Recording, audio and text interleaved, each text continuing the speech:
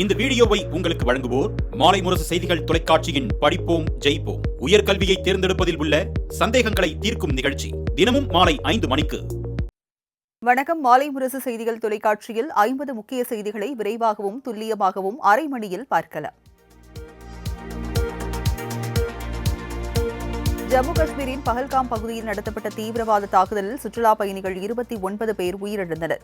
இந்நிலையில் பிரதமர் மோடி தலைமையில் பாதுகாப்புக்கான மத்திய அமைச்சரவைக் கூட்டம் டெல்லியில் உள்ள பிரதமர் இல்லத்தில் நடைபெற்றது. இதில் அமித்ஷா, ராஜ்நாத் சிங், நிர்மலா சீதாராமன், ஜெய்சங்கர் உள்ளிட்டோர் பங்கேற்றனர். 2 மணி நேரத்திற்கு மேலாக நடைபெற்ற ஆலோசனையில் ஜம்மு காஷ்மீரில் நிலவும் பதற்றமான சூழல் மற்றும் நாடு முழுவதும் பாதுகாப்பை பலப்படுத்துவது குறித்து ஆலோசிக்கப்பட்டது. இதனிடையே தீவிரவாத தாக்குதலை தொடர்ந்து அமித்ஷா, ராஜ்நாத் சிங் உள்ளிட்ட அமைச்சர்களின் சுற்றுப்பயணங்கள் ரத்து செய்யப்பட்டுள்ளது.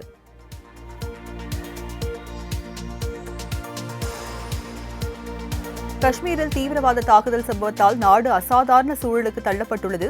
இந்த நிலையில் நேற்று சவுதி அரேபியா சென்ற பிரதமர் மோடி தனது பயணத்தை பாதையிலேயே முடித்துக் கொண்டு இன்று காலை நாடு திரும்பினார்.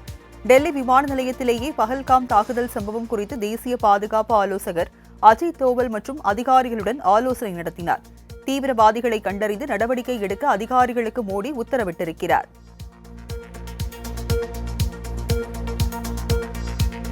ஜம்மு காஷ்மீரின் பஹல்காம் பகுதியில் நிகழ்த்தப்பட்ட கொடூர தாக்குதலில் உயிரிழந்தவர்களின் உடல்களுக்கு உள்துறை அமைச்சர் அமித்ஷா மலர் வளையம் வைத்து அஞ்சலி செலுத்தினார். பின்னர் அனந்த்நாக் பகுதியில் உள்ள மருத்துவமனையில் சிகிச்சை பெற்று வருவோரை நேரில் சந்தித்து ஆறுதல் கூறிய அவர் அவர்களுக்கு அளிக்கப்பட்டு வரும் சிகிச்சைகள் மற்றும் உடல்நிலை குறித்து மருத்துவர்களிடம் கேட்டறிந்தார். முன்னதாக 29 பேர் சுட்டுக் கொல்லப்பட்ட பைசரன் பள்ளத்தாக்கு பகுதியில் உள்துறை அமைச்சர் அமித்ஷா ஆய்வு மேற்கொண்டார். ஜம்மு காஷ்மீர் பஹல்காம் பகுதியில் பயங்கரவாதிகள் நடத்திய தாக்குதலுக்கு சரியான பதிலடி கொடுப்போம் என பாதுகாப்புத்துறை அமைச்சர் ராஜ்நாத் சிங் தெரிவித்துள்ளார்.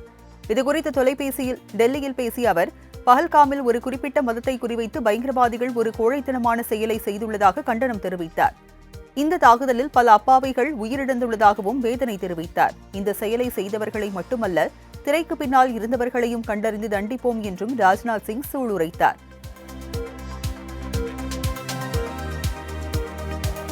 காஷ்மீரின் பஹல்காமில் பயங்கரவாதிகளால் கொல்லப்பட்ட கடற்படை அதிகாரியின் உடல் டெல்லி விமான நிலையத்திற்கு கொண்டுவரப்பட்டது. சமீபத்தில் திருமணமான கடற்படை அதிகாரியான வினய் நார்வால் தனது மனைவி ஹிமான்ஷியுடன் தேனிலவு கொண்டாட பஹல்காம் சென்றிருந்தார். தீவிரவாத தாக்குதலில் உயிரிழந்த நிலையில் அவரது உடல் டெல்லி கொண்டுவரப்பட்டது. அங்கு முதல்வர் ரேகா குப்தா, கடற்படை அதிகாரிகள் உள்ளிட்டோர் அஞ்சலி செலுத்தினர். அப்போது அவரது மனைவி கண்ணீர் விட்டு கதறி அழுதது அனைவரையும் கலங்க செய்தது.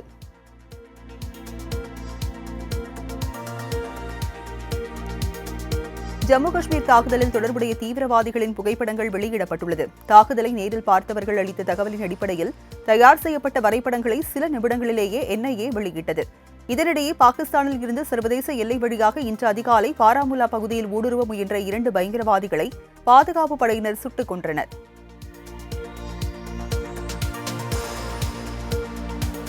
ஜம்மு காஷ்மீரின் ஊரி பகுதியில் எல்லை தாண்டி ஊடுருவ முயன்ற ஆயுதம் ஏந்திய 2 தீவிரவாதிகள் இன்று காலை இந்திய பாதுகாப்பு படையினர் என்கவுண்டரில் சுட்டுக் கொன்றனர்.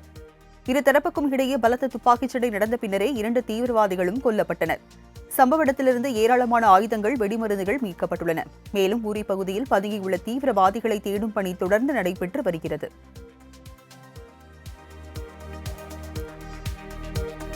ஜம்மு காஷ்மீர் தாக்குதல் தொடர்பாக அனைத்துக் கட்சி கூட்டத்தை உடனடியாக கூட்ட வேண்டும் என காங்கிரஸ் கட்சித் தலைவர் மல்லிகார்ஜுன கார்கே வலியுறுத்தியுள்ளார். இதுகுறித்து அவர் வெளியிட்டுள்ள எக்ஸ் தள பதிவில், தாக்குதல் குறித்து மத்திய உள்துறை அமைச்சர் அமித்ஷா அம்மாநில முதல்வர் உமர் அப்துல்லா ஆகியோரிடம் பேசியதாக தெரிவித்துள்ளார். மேலும் தாக்குதல் தொடர்பாக நாளை டெல்லி காங்கிரஸ் தலைமை அலுவலகத்தில் காலை 11 மணிக்கு காங்கிரஸ் செயற்குழு கூடும் என்று அவர் குறிப்பிட்டுள்ளார்.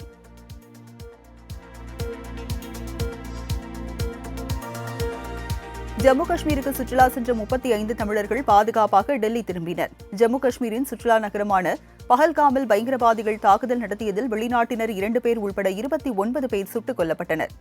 பஹல்காமில் தீவிர தாக்குதல் நடத்தியதை அடுத்து அங்கு சிக்கிய 35 தமிழர்களை தமிழக அரசு பத்திரமாக மீட்டு டெல்லி கொண்டு வந்தது. அவர்கள் அனைவரும் டெல்லியில் உள்ள தமிழ்நாடு இல்லத்தில் தங்க வைக்கப்பட்டுள்ளனர். இன்று இரவு 35 தமிழர்களும் சென்னை திரும்ப ஏற்பாடு செய்யப்பட்டுள்ளதாக திமுக MP திருச்சி சிவா தெரிவித்தார்.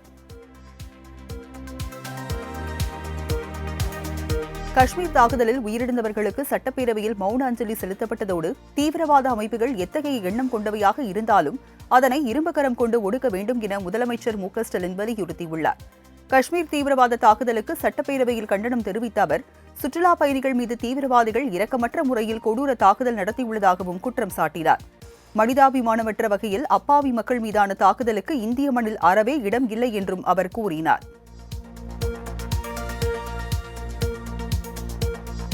புதுக்கோட்டையில் பணிபுரியும் கூடுதல் ஆட்சியர் அப்தாப் ரசூலை ஜம்மு காஷ்மீரின் பஹல்காம் சென்று பாதிக்கப்பட்ட தமிழர்களை மீட்டு வர அனுப்பி வைத்துள்ளதாக முதலமைச்சர் மு.க.ஸ்டாலின் தெரிவித்துள்ளார். பாதிக்கப்பட்ட தமிழ்நாட்டைச் சேர்ந்த சுற்றுலா பயணிகள் அனைவருக்கும் தேவையான சிகிச்சை வழங்கப்படுவதை உறுதி செய்து பத்திரமாக அழைத்த அனைத்து நடவடிக்கையும் மேற்கொண்டு வருவதாக குறிப்பிட்ட முதலமைச்சர், மத்திய அரசின் அனைத்து நடவடிக்கைகளுக்கும் தமிழகமும் தமிழ்நாட்டு மக்களும் துணை நிற்பார்கள் என்றும் உறுதிபட தெரிவித்தார்.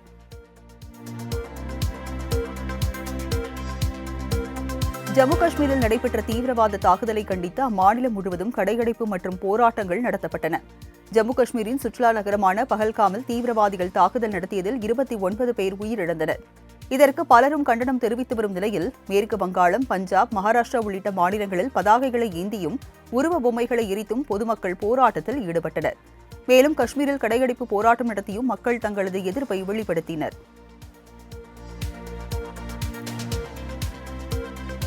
காஷ்மீரில் நடந்துள்ள கொடூரம் பெரும் அதிர்ச்சி அளிப்பதாக விடுதலை சிறுத்தைகள் கட்சித் தலைவர் திருமாவளவன் வேதனை தெரிவித்துள்ளார். சென்னை விமான நிலையத்தில் செய்தியாளர்களை சந்தித்த அவர், காஷ்மீரில் தீவிரவாதத்தை கடுமையாக நசுக்க வேண்டும் என தெரிவித்துள்ளார்.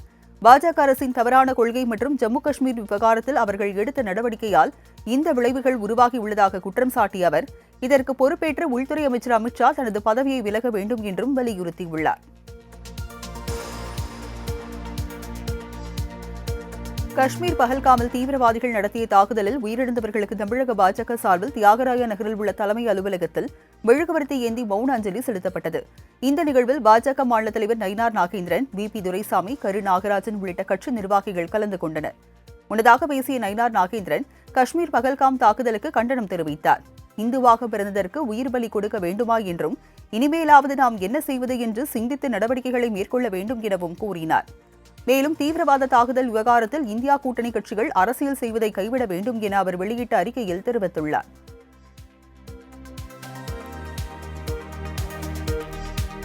காஷ்மீர் விவகாரத்தில் தலைவர்கள் அரசியல் செய்ய வேண்டாம் என அண்ணாமலை தெரிவித்துள்ளார். சென்னை விமான நிலையத்தில் செய்தியாளர்களை சந்தித்த அவர், பாகிஸ்தான், ISI உளவு அமைப்புகள் இந்தியாவில் அமைதியை ஒழிக்க வேண்டும் என தொடர்ந்து இதுபோன்ற காரியங்களில் ஈடுபட்டு வருவதாக கண்டனம் தெரிவித்தார். காஷ்மீர் தாக்குதலின் போது பாதிக்கப்பட்டவர்களுக்கு இஸ்லாமிய மக்கள்தான் முதற்கட்ட சிகிச்சை அளித்துள்ளதாக தெரிவித்த அவர், நமக்குள் வேற்றுமை இல்லை என்பதை அனைவரும் உணர வேண்டும் என்றார்.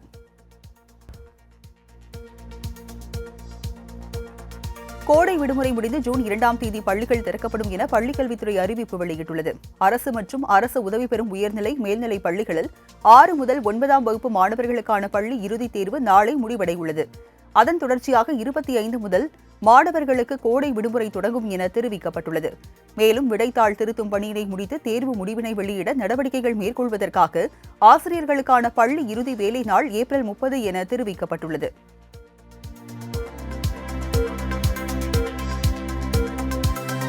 துணைவேந்தர்கள் மாநாடு தொடர்பாக அரசுடன் எந்தவித அதிகார மோதலும் இல்லை என ஆளுநர் மாளிகை விளக்கமளித்துள்ளது. வருகிற 25, 26, 27 ஆகிய தேதிகளில் துணைவேந்தர்கள் மாநாடு நீலகிரியில் உள்ள ஆளுநர் மாளிகையில் நடைபெறும் என்று ஆளுநர் மாளிகை அறிவித்துள்ளது. இதில் குடியரசு துணைத் தலைவர் ஜெகதீப் தன்கர் பங்கேற்பார் என கூறப்பட்டது. இதற்கு தமிழக அரசியல் கட்சித் தலைவர்கள் பலரும் கண்டனம் தெரிவித்த நிலையில் ஆளுநர் மாளிகை விளக்கமளித்துள்ளது. துணைவேந்தர்கள் மாநாடு தொடர்பாக வரும் தகவல்கள் மாநில அரசுக்கும் ஆளுநர் மாளிகைக்கும் இடையே அதிகார போராட்டம் இருப்பது போல காட்டுகின்றன என்றும் இது முற்றிலும் தவறானவை என ஆளுநர் மாளிகை கூறியுள்ளது.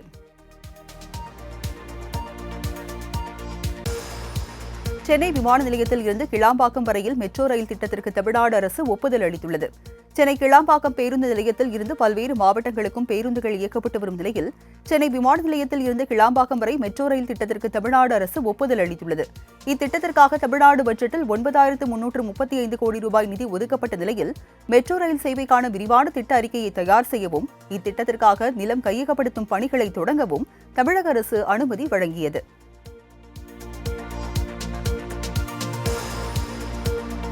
அதிமுக சட்டமன்ற உறுப்பினர்களுக்கு கட்சியின் பொதுச் செயலாளர் EPS சார்பில் அறுசுவை விருந்து வழங்கப்பட்டது.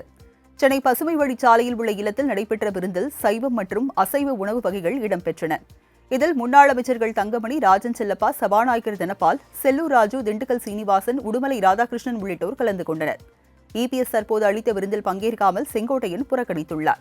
அண்மை காலமாக எடப்பாடி பழனிசாமியை சந்திப்பதை செங்கோட்டையன் தவிர்த்து வருவது குறிப்பிடத்தக்கது. டாஸ்மாக் தலைமை அலுவலகத்தில் அமலாக்கத்துறையினர் நடத்திய சோதனையை சட்டவிரோதமானது என அறிவிக்க சென்னை உயர்நீதிமன்றம் மறுத்துள்ளது. டாஸ்மாக் தலைமை அலுவலகத்தில் நடத்தப்பட்ட சோதனை சட்டவிரோதமானது என அறிவிக்க கோரி டாஸ்மாக் நிர்வாகம் மற்றும் தமிழக அரசு சார்பில் வழக்கு தொடரப்பட்டது. இந்த வழக்கில் தீர்ப்பளித்த நீதிபதிகள் அமலாக்கத்துறை சோதனையின் போது அதிகாரிகளை சிறைப்பிடித்ததுடன் சிலர் நள்ளிரவில் வீட்டுக்கு அனுப்பப்பட்டதாகவும் முன்வைக்கப்பட்ட வாதங்கள் ஏற்றுக்கொள்ள முடியாது என்று கூறினர். மேலும் சட்டவிரோத பணப்பரிமாற்ற நாட்டு மக்களுக்கு எதிரான குற்றம் என்பதால் சோதனை நடத்தப்பட்டதாக கூறி வழக்குகளை தள்ளுபடி செய்த நீதிபதிகள் சட்டப்படி தொடர்ந்து விசாரணை நடத்த அமலாக்கத்துறைக்கு அனுமதி அளித்து உத்தரவிட்டனர்.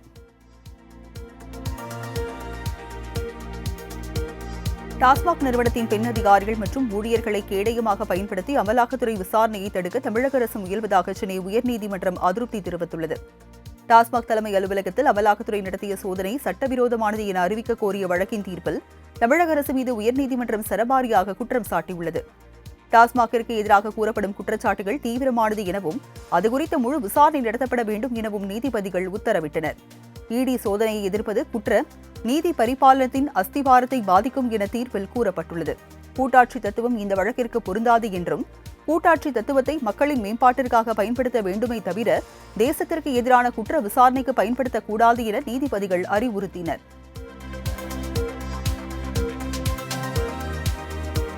செந்தில் பாலாஜிக்கு ஜாமீன் கொடுத்து தவறு செய்துவிட்டோம் என உச்சநீதிமன்றம் அதிருப்தி தெரிவித்துள்ளது. செந்தில் பாலாஜி அமைச்சராக இல்லை என சிறப்பு மனு தாக்கல் செய்து ஜாமீன் பெற்று மீண்டும் அமைச்சர் பதவி பெற்றதாக நீதிபதிகள் தெரிவித்தனர். அமைச்சராக இருந்தபோது தவறு செய்தார் என்பதுதான் வழக்கு என்றும், ஆனால் எப்படி மீண்டும் அமைச்சரானார் என செந்தில் பாலாஜி தரப்புக்கு உச்சநீதிமன்றம் வினவியுள்ளது. மேலும் அமைச்சர் பதவியா ஜாமீனா என்பதை திங்கட்கிழமை மதியம் 2 மணிக்குள் செந்தில் பாலாஜி தரப்பு தெரிவிக்க வேண்டும் என உச்சநீதிமன்றம் கெடு விதித்துள்ளது. சொத்து குவிப்பு வழக்கில் அமைச்சர் துரைமுருகனை விடுவித்த உத்தரவு ரத்து செய்யப்பட்டுள்ளது. கடந்த 2007ஆம் ஆண்டு வருமானத்திற்கு மேலாக 3 கோடி ரூபாய் சொத்து சேர்த்த வழக்கில் அமைச்சர் துரைமுருகன் மற்றும் அவரது குடும்பத்தினரை விடுவித்து வேலூர் நீதிமன்றம் உத்தரவிட்டிருந்தது. இதையடுத்து லஞ்ச ஒழிப்புத்துறை மறு ஆய்வு மனு தாக்கல் செய்திருந்த நிலையில் அமைச்சர் துரைமுருகன் மற்றும் குடும்பத்தினரை விடுவித்த உத்தரவு இன்று ரத்து செய்யப்பட்டுள்ளது. மேலும் இந்த வழக்கை 6 மாதங்களுக்குள் விசாரித்து முடிக்கும்படி வேலூர் சிறப்பு நீதிமன்றத்திற்கு உயர்நீதிமன்றம் உத்தரவிட்டுள்ளது. சைவ வைணவ சமயங்களையும் பெண்களையும் இழிவுபடுத்தும் வகையில் பேசிய அமைச்சர் பொன்முடிக்கு எதிராக தாமாக முன்வந்து வழக்கை விசாரணைக்கு எடுக்க பதிவுத்துறைக்கு சென்னை உயர்நீதிமன்றம் உத்தரவிட்டுள்ளது. வெறுப்பு பேச்சை ஒருபோதும் சகித்துக் கொள்ள முடியாது என குறிப்பிட்ட நீதிபதி, ஏற்கனவே ஒரு வழக்கில் தண்டிக்கப்பட்டு உச்சநீதிமன்றத்தின் இடைக்கால உத்தரவு மூலம் சலுகை பெற்றுள்ள அமைச்சர் பொன்முடி அதனை தவறாக பயன்படுத்தி இருக்கிறார் என நீதிபதி குற்றம் சாட்டினர். மேலும் உச்சநீதிமன்ற உத்தரவின் அடிப்படையில் பொன்முடி மீது எந்த நடவடிக்கையும் எடுக்காத காவல்துறையின் செயல் துரதிருஷ்டவசமானது என நீதிபதி அதிருப்தி தெரிவித்துள்ளார். பாமக தலைவர் அன்புமணி மீதான என்எல்சி வழக்கை ரத்து செய்து சென்னை உயர்நீதிமன்றம் உத்தரவிட்டுள்ளது. கடந்த 2023ஆம் ஆண்டு கடலூர் மாவட்டம் நெய்வேலி என்எல்சி சுரங்க விரிவாக்க பணியை எதிர்த்து பாமக தலைவர் அன்புமணி தலைமையில் முற்றுகை போராட்டம் நடைபெற்றது. இதையடுத்து அன்புமணி உள்ளிட்ட ஏராளமானோர் மீது வழக்கு பாய்ந்தது. இதையடுத்து தன் மீதான வழக்கை ரத்து செய்ய கோரி மனு தாக்கல் செய்திருந்த நிலையில் உயர்நீதிமன்றம் வழக்கை ரத்து செய்தது.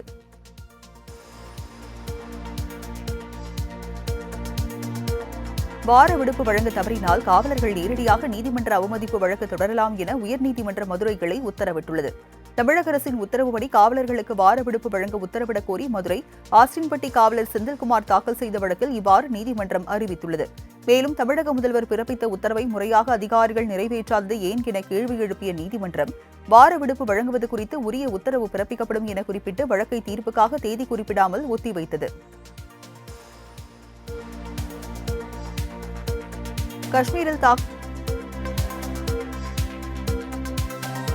காஷ்மீரில் தாக்குதல் நடத்தப்பட்டதன் எதிரொலியாக ராமேஸ்வரம் கடற்பகுதியில் பாதுகாப்பு தீவிரப்படுத்தப்பட்டுள்ளது. ராமேஸ்வரம் தீவு பகுதி முழுவதும் இந்திய கடற்படைக்கு சொந்தமான ஹெலிகாப்டர் மூலம் கடற்படை வீரர்கள் ரோந்து பணியில் ஈடுபட்டனர். அப்போது கடல் பகுதியில் தாழ்வாக ஹெலிகாப்டரை பறக்கவிட்டு ரோந்து பணியில் ஈடுபட்ட கடற்படை வீரர்கள் அந்நிய நபர்கள் யாரேனும் கடல் பகுதியில் உள்ளனரா என்பது குறித்து ஆய்வு செய்தனர். நீலகிரி மாவட்டம் உதகைக்கு நாளை மறுநாள் துணை ஜனாதிபதி வருவதையொட்டி ஹெலிகாப்டர் ஒத்திகை நிகழ்வு நடைபெற்றது. தமிழகத்தின் மாநில மத்திய மற்றும் தனியார் பல்கலைக்கழகங்கள் நிறுவன துணைவேந்தர்களின் வருடாந்திர மாநாடு வரும் 25, 26ஆம் தேதி உதகையில் உள்ள ராஜ்பவனில் நடைபெறுகிறது. 4வது ஆண்டாக நடைபெறும் இந்நிகழ்வில் இந்திய துணை ஜனாதிபதி ஜெகதீப் தன்கர் சிறப்பு விருந்தினராக பங்கேற்க உள்ளார்.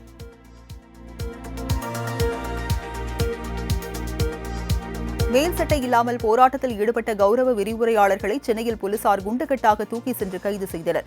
பணி நிரந்தரம், ஊதிய உயர்வு, மகப்பேறு விடுப்பு உள்ளிட்ட பல்வேறு கோரிக்கைகளை வலியுறுத்தி கௌரவ விரிவுரையாளர்கள் சென்னை சைதாப்பேட்டை திறந்தநிலை பல்கலைக்கழக வளாகத்தில் போராட்டத்தில் ஈடுபட்டனர். 350 ஆசிரியர்கள் போராட்டத்தில் ஈடுபட்ட நிலையில் மேல் சட்டை அணியாமல் போராட்டத்தில் ஈடுபட்டதால் அவர்களை போலீசார் குண்டுகட்டாக தூக்கி சென்று கைது செய்தனர். கோட்டையை நோக்கி முற்றுகை போராட்டத்தில் ஈடுபட முயன்ற ஆட்டோ ஓட்டுநர் கூட்டமைப்பினரை போலீசார் தடுத்து நிறுத்தி கைது செய்தனர். 12 ஆண்டுகளாக உயர்த்தப்படாத ஆட்டோ மீட்டர் கட்டணத்தை உடனடியாக உயர்த்த வேண்டும், தமிழக அரசே ஆட்டோ செயலியை தொடங்க வேண்டும் உள்ளிட்டவை இவர்களின் முக்கிய கோரிக்கையே ஆகும். தேனி மாவட்டம் ஆண்டிப்பட்டியில் சிமெண்ட் லோடு ஏற்றி வந்த சரக்கு வாகனம் மீது தனியார் பேருந்து மோதி விபத்துக்குள்ளான சிசிடிவி காட்சிகள் வெளியாகி அதிர்ச்சியை ஏற்படுத்தியுள்ளது. ஆண்டிப்பட்டியில் கொச்சி ராமேஸ்வரம் தேசிய நெடுஞ்சாலையில் உள்ள மின்வாரிய அலுவலகம் அருகே கடந்த ஞாயிற்றுக்கிழமை மதுரையில் இருந்து போடி நோக்கி சென்று கொண்டிருந்த தனியார் பேருந்து எதிரே சிமெண்ட் லோடு ஏற்றி வந்த சரக்கு வாகனம் மீது மோதி விபத்துக்குள்ளானது. வரதட்சணை கொடுமை வழக்கில் விசாரணைக்கு ஆஜராகாமல் வெளிநாடு தப்பி செல்ல முயலும் தனது கணவரை தடுக்க கோரி நெல்லை இருட்டுக்கடை உரிமையாளர் மகள் கனிஷ்கா காவல் ஆணையரிடம் மீண்டும் மனு அளித்துள்ளார். தனது கணவர் பல்ராம் சிங் எந்த ஒரு விமான நிலையத்திற்கும் செல்லாதவாறு அவர் பெயரில் லுக் அவுட் நோட்டீஸை பிறப்பிக்க வேண்டும் என்றும் அவர் விசாரணைக்கு நேரில் ஆஜராக உரிய நடவடிக்கை எடுக்க வேண்டும் என்றும் கனிஷ்கா வலியுறுத்தியுள்ளார். புதுச்சேரி துணைநிலை ஆளுநர் மாளிகைக்கு இமெயிலில் வெடிகுண்டு மிரட்டல் விடுக்கப்பட்டுள்ள சம்பவம் பரபரப்பை ஏற்படுத்தியது. புதுச்சேரி ரங்கப்பிள்ளை வீதியில் அமைந்துள்ள ராஜ்நிவாசில் துணைநிலை ஆளுநர் கைலாஷ்நாதன், அரசு அதிகாரிகள், ஊழியர்கள் என 50க்கும் மேற்பட்டோர் பணியாற்றி வருகின்றனர். இந்நிலையில் காலை 11 மணியளவில் ஆளுநர் மாளிகையின் அதிகாரப்பூர்வ இமெயிலில் அங்கு சக்தி வாய்ந்த வெடிகுண்டு வைக்கப்பட்டுள்ளதாக தகவல் வந்ததையடுத்து காவல்துறையினர், வெடிகுண்டு நிபுணர்கள் மோப்பனாய் உதவியுடன் சோதனையில் ஈடுபட்டனர். தமிழக சட்டப்பேரவையில் வினாக்கள் விடைகள் நேரத்தில் பேசிய எதிர்க்கட்சித் துணைத் தலைவர் RB உதயகுமார், மதுரை மீனாட்சி அம்மன் கோயில் சார்பில் 1 கோடி ரூபாய்க்கு மேல் மின்கட்டணம் செலுத்த வேண்டியிருப்பதாகவும் அந்த கட்டணத்தை செலுத்தினால் மட்டுமே சித்திரை திருவிழாவுக்கு மின்சாரம் வழங்க முடியும் என மாநகராட்சி ஆணையர் கூறியிருப்பது அமைச்சருக்கு தெரியுமா என கேள்வி எழுப்பினார். இதற்கு பதிலளித்த நகராட்சி நிர்வாகத்துறை அமைச்சர் KN நேரு, சித்திரை திருவிழாவின் போது பணத்தை பற்றி கவலைப்படாமல் அனைத்து ஏற்பாடுகளையும் சிறப்பாக செய்ய மதுரை மாநகராட்சிக்கு ஆணையருக்கு அறிவுறுத்தியுள்ளதாக கூறினார். திமுக ஆட்சிக்கு வந்தபின் தமிழகத்தில் இதுவரை 2287 கோயில்களில் குடமுழுக்கு விழா நடைபெற்றுள்ளதாக அமைச்சர் சேகர்பாபு தெரிவித்துள்ளார். சட்டப்பேரவையில் கேள்வி பதில் நேரத்தின் போது திமுக சட்டமன்ற உறுப்பினர் சந்திரசேகரன் திருவையாறு தொகுதி வீரசிங்கம்பேட்டையில் உள்ள வைத்தியநாத சுவாமி கோயிலுக்கு திருப்பணி செய்ய அரசு முன்வருமா என கேள்வி எழுப்பினார். இதற்கு பதிலளித்த அறநிலையத்துறை அமைச்சர் சேகர்பாபு, கோயில் திருப்பணிகளுக்கு முதலமைச்சர் 10 கோடி ரூபாய் வழங்கியுள்ளதால் அந்த நிதியின் கீழ் திருப்பணிகள் நடைபெறும் என்றார். தனியார் பங்களிப்புடன் இருக்கக்கூடிய தூய்மை தொழிலாளர்களுக்கு உதவித்தொகை வழங்கப்படும் என மேயர் பிரியா அறிவித்துள்ளார். சென்னை ஷெனாய் நகரில் தமிழ்நாடு தூய்மை பணியாளர்கள் நலவாரிய உதவி மையத்தை தொடங்கி வைத்த பின் மேயர் பிரியா செய்தியாளர்களை சந்தித்தார். அப்போது அவர் தூய்மை பணியாளர்கள், சாலை பணியாளர்கள், மலேரியா பணியாளர்கள் என அனைவரும் பயன்படும் வகையில் இந்த உதவி மையம் அமைக்கப்பட்டுள்ளதாக தெரிவித்தார்.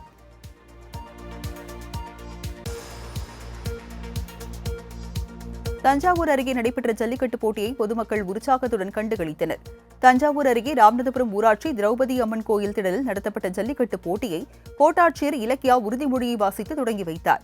இதில் தஞ்சாவூர், புதுக்கோட்டை, அரியலூர், திருச்சி என பல மாவட்டங்களில் இருந்து 810 காளைகளும் 450 வீரர்களும் களம் கண்டனர்.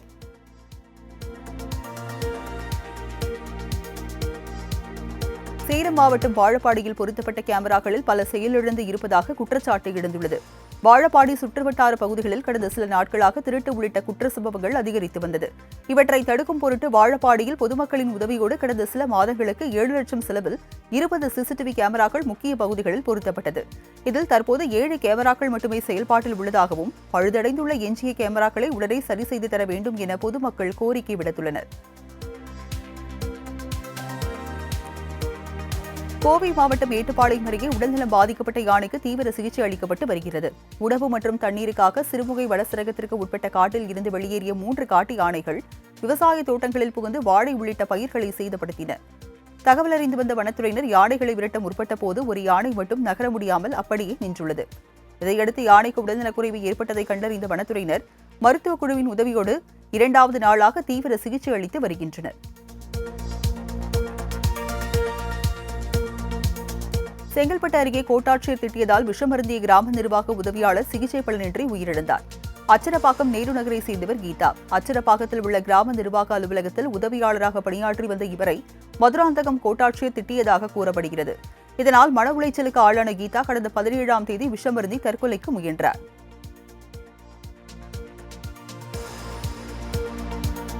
பண்ருட்டி அருகே வனவிலங்குகளை வேட்டையாட யூடியூப் பார்த்து துப்பாக்கி தயாரித்த 3 இளைஞர்களை போலீசார் கைது செய்தனர். கடலூர் மாவட்டம் பண்ருட்டி அருகே 3 இளைஞர்கள் யூடியூப் பார்த்து பிளாஸ்டிக்கால் ஆன துப்பாக்கிகள் தயாரித்துள்ளனர். பால்ராஸ் குண்டுகளை கொண்டு இயக்கப்படும் இந்த துப்பாக்கிகள் மூலம் முந்திரி காட்டு பகுதியில் காட்டுப்பன்றிகள், முயல்கள் ஆகியவற்றை வேட்டையாடி வந்துள்ளனர். இதுகுறித்து காடாம்புளியூர் போலீசாருக்கு கிடைத்த ரகசிய தகவலின் பேரில் விரைந்த போலீசார் அப்பகுதியில் பிளாஸ்டிக் துப்பாக்கியுடன் 3 பேரை கைது செய்தனர்.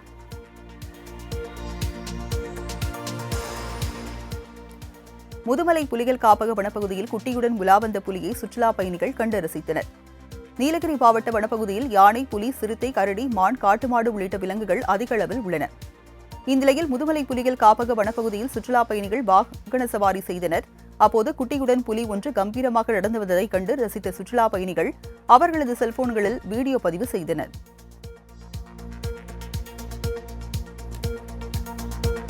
புழல் பகுதியில் கஞ்சா விற்ற 3 பேரை போலீசார் கைது செய்தனர். புழல் சுற்றுவட்டார பகுதிகளில் கஞ்சா விற்பனை செய்யப்படுவதாக புழல் காவல் நிலைய போலீசாருக்கு ரகசிய தகவல் கிடைத்தது. இதன் அடிப்படையில் சம்பவ இடத்திற்கு விரைந்து சென்ற தனிப்படை போலீசார் சந்தேகத்திற்கிடமாக அங்கு நின்ற ஒருவரை மடக்கி பிடித்து விசாரணை மேற்கொண்டனர். அவர் கொடுத்த தகவலின் அடிப்படையில் அதே பகுதியை சேர்ந்த 3 பேரை கைது செய்து சிறையில் அடைத்த போலீசார் அவர்களிடமிருந்து 1.5 கிலோ கஞ்சா பறிமுதல் செய்தனர். தூத்துக்குடி NDPL அனல்மின் நிலைய ஒப்பந்த ஊழியர்கள் 7வது நாளாக கண்களில் கருப்பு துணி கட்டி போராட்டத்தில் ஈடுபட்டனர். NDPL அனல்மின் நிலையத்தில் சுமார் 1350 பேர் ஒப்பந்த ஊழியர்களாக பணிபுரிந்து வருகின்றனர். இந்நிலையில் அவர்களுக்கு ஊதிய உயர்வு வழங்க வேண்டும் என சென்னை உயர்நீதிமன்றம் பிறப்பித்த உத்தரவை நிர்வாகம் அமல்படுத்தவில்லை என கூறி போராட்டத்தில் ஈடுபட்டனர். கல்லூரி நிர்வாகம் கண்டித்ததால் மாணவர் தூக்கிட்டு தற்கொலை செய்து கொண்ட சம்பவம் சோகத்தை ஏற்படுத்தியுள்ளது. கோவை மயிலேறி பாளையம் பகுதியில் உள்ள கற்பகம் மருந்தியல் கல்லூரியில் 2ஆம் ஆண்டு பயின்ற தமிழரசு என்ற மாணவர் கடந்த ஞாயிறு அன்று விடுதியில் இருந்து 1ஆம் ஆண்டு மாணவர்கள் 3 பேரை மருதமலை கோயிலுக்கு அழைத்து சென்றுள்ளார். இதையறிந்த கல்லூரி நிர்வாகம் மாணவரை அழைத்து கண்டித்ததுடன் பெற்றோரையும் அழைத்ததால் மன உளைச்சலுக்கு ஆளாகி தூக்கிட்டு தற்கொலை செய்து கொண்டார். பல்வேறு கோரிக்கைகளை வலியுறுத்தி திருவாரூரில் ஆர்ப்பாட்டத்தில் ஈடுபட்ட தமிழ்நாடு அரசு நியாய விலைக் கடை பணியாளர்கள் சங்கத்தினர் கோட்டாட்சியர் அலுவலகத்தை முற்றுகையிட்டதால் பரபரப்பு ஏற்பட்டது. திருவாரூர் தெற்கு வீதியில் உள்ள கோட்டாட்சியர் அலுவலகம் முன் 2வது நாளாக வேலைநிறுத்தம் செய்து ஆர்ப்பாட்டத்தில் ஈடுபட்ட தமிழ்நாடு அரசு நியாய விலைக் கடை பணியாளர் சங்கத்தினர் ரேஷன் கடை பணியாளர்களுக்கு என தனித்துறை அமைக்க வேண்டும் என்பன உள்ளிட்ட பல்வேறு கோரிக்கைகளை வலியுறுத்தி முழக்கமிட்டனர். சத்துணவு சமையல் உதவியாளர் பணிக்கு விண்ணப்பிக்க இன்று கடைசி நாள் என்பதால் திருவண்ணாமலை மாவட்ட ஒன்றிய அலுவலகங்களில் பெண்கள் அதிக அளவில் திரண்டனர்.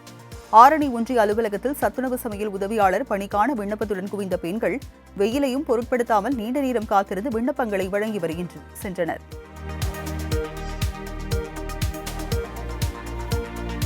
துருக்கியில் இன்று ரிக்டர் அளவுகோலில் 6.0 அளவில் சக்தி வாய்ந்த நிலநடுக்கம் பதிவானதாக அந்நாட்டு தேசிய நில அதிர்வு மையம் தெரிவித்துள்ளது. இஸ்தான்புல் மாகாணத்தில் உள்ள மர்மரா கடலுக்கு அருகில் உள்ள சிவிலேரி எனும் பகுதியை மையமாக கொண்டு நிலநடுக்கம் உணரப்பட்டது. இந்த நிலநடுக்கத்தால் இஸ்தான்புல் நகரம் குலுங்கியதை அடுத்து பொதுமக்கள் குடியிருப்புகளில் இருந்து வெளியேறி சாலைகளில் தஞ்சமடைந்தனர்.